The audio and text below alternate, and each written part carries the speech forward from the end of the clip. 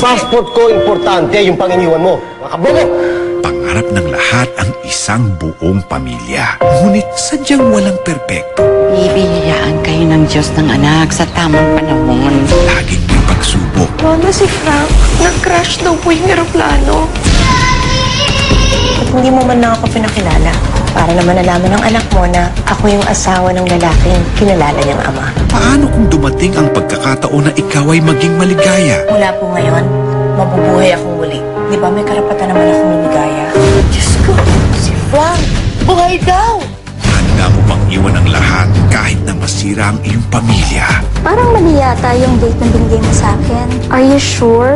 Yan ang date ng last year mo? Sinong ama? Hindi ako lumandi. Nagmahal po ako. Lahat po ng pagkakamali ko itutuwid ko.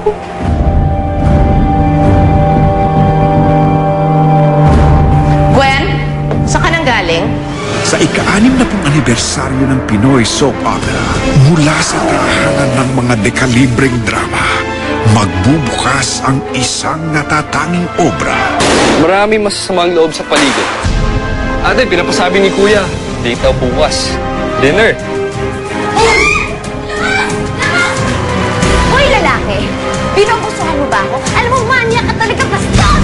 Susundain ko si Gwen. Masyado na siya namimihasa na parating ang nakikitulog sa ibang bahay. Hindi na may ibang bahay yun. Kapatid niya nandun eh. Lalaki ka ba, ma? Kasi ako nakatulad ni Papa mo eh. Kaya lumalaking spoiled si Gwen dahil kinukonsinti mo. Bakit ba takot at takot ka na magkamali anak mo? Saan ba tayo natututo? Hindi ba sa pagkakamali? Nag-away na naman kayo ng mami mo? Sana ikaw na lang yung naging mami ko, tita. Gwen!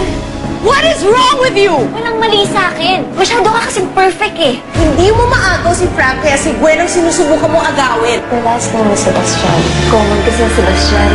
Sabi ko nga kay Steve. Steve? Hindi ko na kayang inihim pa. Steve, ikaw ang ama ni Gwen. Gabby Concepcion and Albert Martinez, Miss Gina Pareño, Jacqueline Jose, Max Eigenman, Maricar Reyes, Coco Martin, Gerald Anderson, Kim Chiu, Miss Gloria Romero at si Miss Chris Aquino. Huwag kang magpapatalo sa gabi. Yan ang sisira ng buhay.